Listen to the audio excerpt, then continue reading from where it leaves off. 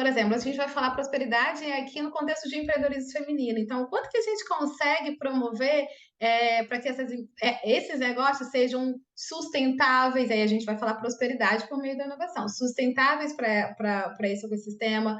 A partir do momento que essas empreendedoras elas se sentem mais propensas a empreender e aí desenvolve o seu negócio, emprega outras pessoas, e aí a gente vai desenvolvendo, né, esse processo de prosperidade por meio da inovação, entregando, trabalhando essa capabilidade das pessoas, né, para que elas tenham a ferramenta necessária, que elas tenham o conhecimento necessário, para que elas também tenham, né, a atitude, né, enfim, além das ferramentas do conhecimento, a atitude de aplicar, enfim, é todo esse conjunto que a gente olha, e tudo isso aplicado aos nossos programas, né.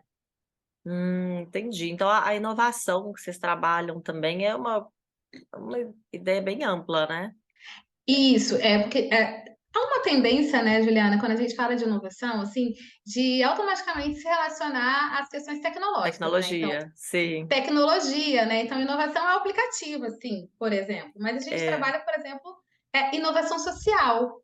Então, no contexto da inovação social, como é que a gente desenvolve de uma forma mais eficiente, justa e sustentável uma determinada operação que vai impactar também a sociedade, que todas vão impactar, mas que tem o objetivo finalístico de atender as demandas sociais, por exemplo. Então, a gente trabalha a inovação social. É, Hum, a gente vai trabalhar quando a gente desenvolve que a inovação ela acontece, pode ser um modelo de negócio diferente, né? Ah, dá um uhum. exemplo aqui no contexto do empreendedorismo feminino. Sempre falo ele, que é o exemplo do Beleza Natural. Ah, Quem já ouviu, não sei se você já ouviu falar do Beleza Natural, que ele é um negócio, ele é um salão de belezas. Ah, Josi, mas salão de beleza já existe no Brasil há muitos anos. Só que o que, que foi feito de inovador? Eles inovaram no processo. E uhum. também na proposta de valor, enfim, ali, né, no marketing e tudo mais. Então, quando eu era criança, quando a minha mãe tinha salão de beleza, como era o salão de beleza da minha mãe? Então a gente ia lá no salão, aí tinha toda aquela bancada, a mesma pessoa, no caso da minha mãe, empreendedora. Ela fazia cabelo, ela fazia unha, ela fazia depilação e sobrancelha. Sabe assim, uma pessoa fazia tudo? E aí você Uhum. ficava ali horas e horas, né? Aquele monte de gente, aí, enfim, nem sempre a profissional estava toda preparada e tudo mais. Veio o Beleza Natural, que foi o slogan deles é Bonita Ser Você. Olha que lindo. Que traz uma questão de você trabalhar a Uhum. sua beleza e ancestralidade. Porque ele vai trabalhar especificamente a beleza das mulheres cacheadas, em específico as mulheres negras, porque você está falando de cabelos crespos e tudo mais. E aí, qual que é a inovação? Ela dividiu o processo do salão em etapas. Então é assim, Uhum. você chega no Beleza Natural, você vai chegar na recepção, você vai pegar uma fichinha, aí tem todo um segmento, meio a gente que é quem trabalha essas coisas da gestão, né, da administração, tem todo aquele método fordista, né, então que é Aham. dividido por processos, assim, aí tem uma etapa que todo mundo vai dividir o cabelo.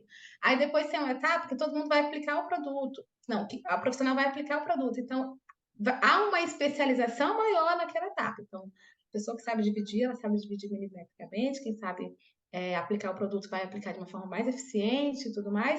E aí depois você faz a hidratação, depois você vai pintar o cabelo e corta. No final, lá na porta que sai, isso é tudo muito parecido assim, né? Porque é tudo no processo. Só que o que, que Isso é também é bom o ou ruim? diferencial?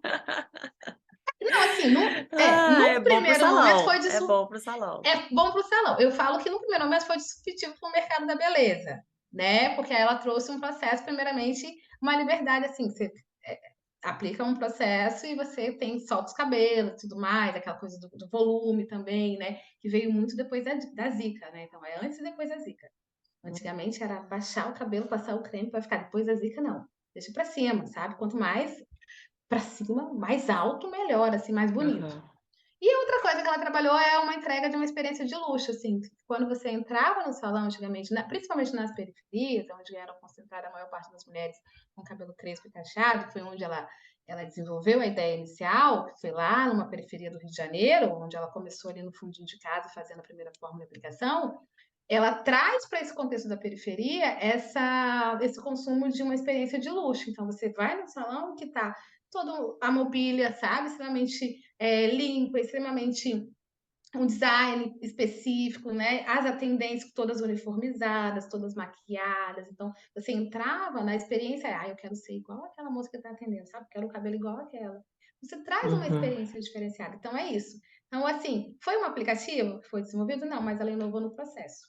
E aí ela, Uhum. enfim, aí lançou franquia, aí tem salão de beleza pelo Brasil inteiro, inclusive no exterior, né? Então, Olha, que bacana. o quanto que ela inovou. Ah, eu sou fã da Zica, assim, sinceramente. E aí a gente tinha uma unidade aqui em Legal Vitória, assim, mesmo. aí uma vez eu fui, ela tava lá, eu, essa Zica. Porque era muito isso, assim, né, do processo de empreendedorismo, eu estudava muito case do Beleza Natural, e aí quando eles acessaram, enfim, tiveram investimento da Endeavor e tudo mais, aí eu fui entendendo o Olha, que modelo de negócio bacana. desse, então, assim, é bem bacana de conhecer. É, legal, bacana mesmo. Bom, você já falou aí muito do empreendedorismo feminino, né? Mas eu queria saber do impacto desse empreendedorismo feminino preto na sociedade. Sim. Qual que é a sua visão? Boa. Pois é, assim, primeiro que tem um artigo que eu escrevi, Nossos Passos Vêm de Longe, né, que fala justamente sobre essa questão do afroempreendedorismo, né, que há uma tendência de dizer, que a população negra começou a estar empreendendo mais, mas não. A população negra, e principalmente as mulheres, elas empreendem desde sempre, né? Por exemplo, nesse contexto histórico, as mulheres negras, elas começaram no processo, no período escravocrata e tudo mais, elas começaram a produzir e vender os quitutes em praça pública para conseguir recurso para comprar as cartas de alforrias dos seus familiares, dos seus irmãos, dos seus, né, dos esposos e tudo mais. Então, ali começa o movimento de empreender. Não começa, né, porque isso já vem antes e tudo mais. Mas no processo, né, Brasil colonial, esse movimento das mulheres negras empreendendo. Então, hoje a gente tem até hoje, né, assim, as quituteiras ali da Bahia e tudo mais, o quanto que essas mulheres, elas são importantes para a história do empreendedorismo, principalmente do afroempreendedorismo brasileiro. Né? Então, eu falo Uhum. assim, a gente tem todo esse contexto de que as mulheres, elas não tinham as condições de emprego, então empreender para as mulheres negras sempre foi uma realidade, assim. Né? Então, eu trago um contexto, eu brinco muito com a minha história, a minha mãe e as minhas tias, né? A minha mãe abriu um salão de beleza, a minha tia aprendeu a costurar e tudo mais, abriu uma lojinha, começou a fazer pequenas reformas, daqui a pouco tinha uma lojinha de roupa, e aí tá vendendo, sustentou a família, né? A minha tia, que eu fui morar com ela depois que a minha mãe faleceu, a mesma coisa, então sabia, tinha uma técnica, enfim, de cozinhar e tudo mais, e aí ela começa a vender aquilo, faz aquilo, sustento para ela e para a família. E aí, qual que é essa importância, né? Então, o afroempreendedorismo, ou o empreendedorismo de mulheres negras no Brasil, ele nasce e ele sempre tem um contexto histórico de necessidade. Então, de gerar renda, principalmente por conta no contexto de mulheres serem mães solos, né, de serem aí as chefes de família e tudo mais, então nasce nesse contexto muito por necessidade, e hoje a gente vê um movimento, né, maior de um empreendedorismo mais por vocação, então você deixa de empreender porque você precisa empreender, mas você vai entender qual que é a sua vocação para fazer aquilo, né, e também por impacto. Então, a gente tem uma crescente de mulheres, principalmente aí as mulheres negras mais jovens, com a nova geração, que empreendem por impacto. Então, são lançados os negócios, né, com propósito. Então, aqueles negócios que nascem aí com objetivos de mitigar alguma questão, principalmente, e aí é também da população periférica, da população negra. Então, são consultorias especializadas, a gente vê programas voltados ao fomento desses negócios, liderados por outras mulheres. A gente tem, por exemplo, a própria Feira Preta, né, da Adriana Barbosa, que é um exemplo também desse processo de empreendedorismo por impacto, né, que nasce Hum. aí é, a Feira Preta da Adriana, né, nasce aí muito dessa necessidade de ter um espaço, né, voltado para o afroempreendedorismo para poder escoar a produção, além disso, para poder empoderar e evidenciar, né, os afroempreendedores no Brasil, no mercado, né? Então, assim, tem todo esse papel social, porque aí a gente fala, né? Então, a gente tem algumas questões na nossa pirâmide social, então, que as mulheres negras, por exemplo, são a base da pirâmide social. Quando a gente tem, e aí isso quer dizer o quê? Que elas têm mais dificuldade para acessar alguns recursos da estrutura social, de remuneração, de acesso à educação, de acesso à saúde, de acesso à segurança, à moradia e tantas outras coisas. E quando uma mulher empreende e ela prospera, uma mulher negra, por exemplo, uma mulher também, mas uma mulher negra prospera, isso quer dizer sucesso para ela e para toda uma comunidade. Assim.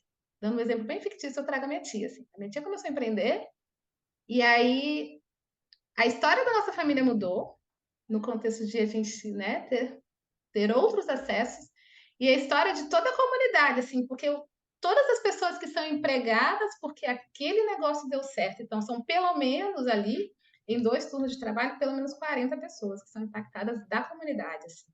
E aí, geralmente, Uhum, também, a gente tem contexto histórico de que mulheres, quando prosperam e empreendem, elas empregam outras mulheres. E aí a gente vai para aquele processo de desenvolvimento econômico sustentável, né? Então, uhum, é importante que a gente aposte nesse desenvolvimento dos negócios liderados por mulheres, em específico também os negócios liderados pelas mulheres pretas, né? Que aí são uhum. outros desafios de acessos que a gente precisa olhar, acesso a recursos, acesso a... Eu acho que é importante falar isso aqui, assim. Quando a gente fala que as mulheres elas têm desafio para acessar recurso, por exemplo, bancário, as pessoas acham que é só o fato do preconceito, assim, que é só você, cheguei lá na agência bancária, enfim, o agente bancário olhou ali para mim e falou, não vou te liberar o crédito porque você é uma mulher ou uma mulher negra. Tem também isso, que tem um viés humano ali, né, que vai influenciar na decisão, na liberação. Mas tem outras questões ali na estrutura de crédito. Lembro quando eu trabalhei no Banco de Desenvolvimento, né, e era justamente acesso a crédito e microcrédito, né? E aí tem algumas condições ali. Então, você tem que por exemplo, para você acessar 20, 30, 50 mil reais, você tem que ter garantia. Como é que as mulheres negras que foram desenvolvendo no contexto muito de, enfim, não ter moradias próprias, não ter um apartamento, não ter um carro próprio, não ter uma escritura, como é que ela vai acessar esse crédito? Entende que quando a gente fala de melhorar as sessões de acesso a crédito, principalmente para a população preta, não é somente dizer assim, vamos quebrar a barreira do preconceito, trabalhar aqui, cultura, diversidade, letramento, não. Em que condições esses créditos estão fornecidos, assim? E aí a gente vai olhar para a estrutura. E aí eu tenho diversas empreendedoras, amigas minhas, que, estamos lá, vamos abrir um novo empreendimento, já tem lá o local onde ela ia funcionar, só que ela não conseguiu recurso no banco porque ela não tem um apartamento, não tem um carro no nome dela. Ela tem um trabalho dela, ela tem um recurso, mas ela não tem por uma questão histórica, né? Uhum. Nossa, que loucura, hein? Caramba. É, Então, é tudo isso, né, Juliana?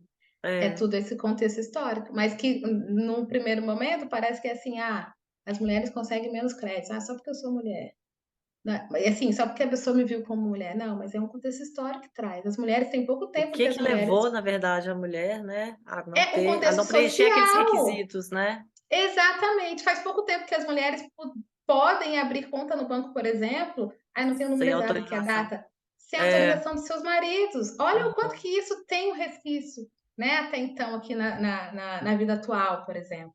Então, tem muita coisa, assim, que a gente precisa olhar, e aí por isso que eu sou bem apaixonada, assim, eu falo mesmo, sou muito apaixonada pelo que eu faço hoje, no contexto de trabalhar inovação social, assim, porque eu sou alguém que é fruto dessa vivência social, e por um tempo da minha vida, trabalho voluntário e tudo mais, eu estive bem próxima, assim, muito próxima, vivendo os movimentos sociais aqui no Espírito Santo, por exemplo, e aí eu tenho um recorte, né, quando é que você se entendeu como uma mulher negra. Assim. Eu sempre fui uma mulher negra, mas teve um recorte. Assim, quando eu entendi quando uma mulher negra na sociedade, quando eu comecei a conhecer mais, a estudar, e aí eu me aproximei dos coletivos de mulheres negras aqui, então, né, enfim, as mulheres mais velhas, conversar muito com elas. E aí que você vai aprendendo tudo isso, meu Deus, tem esse mundo. Olha o quanto de coisa que a gente precisa fazer para mitigar. E aí, quando eu fui para a administração, lembro que uma amiga comentou assim, Josi, mas tem certeza que você vai fazer administração? Faz serviço social e tudo mais. Eu lembro que eu falei para ela assim, eu vou fazer administração, porque é ali que a gente tem que estar com a caneta, porque assim, não é desmerecendo as pessoas do serviço social, mas é na mesa dos gestores, é na mesa dos conselhos em que as decisões são tomadas. Então a gente tem que estar lá. E aí eu falei, vou fazer. Não vai ser fácil, não foi fácil. Né, Uhum. gente? 0,04% de mulheres negras ocupam cargo de gestão no nosso país. Então, não foi lindo para mim ser uma mulher negra com tantas, sabe, com sonhos, vontade de mudar e tal. Porque você olha para o contexto histórico e você fala: cadê eu? Cadê eu? Mais de mim, assim? Não, vamos lá. E aí hoje eu tenho essa, assim, e aí trazendo, né? Por que eu tenho tanto orgulho hoje de desenvolver o trabalho que eu desenvolvo junto com a Semente, com os colegas, sabe? Assim, porque é muito desse propósito, assim, né? É desse impacto que eu brinco que eu quero ser o impacto que eu quero ver no mundo, assim, eu quero ser essa transformação.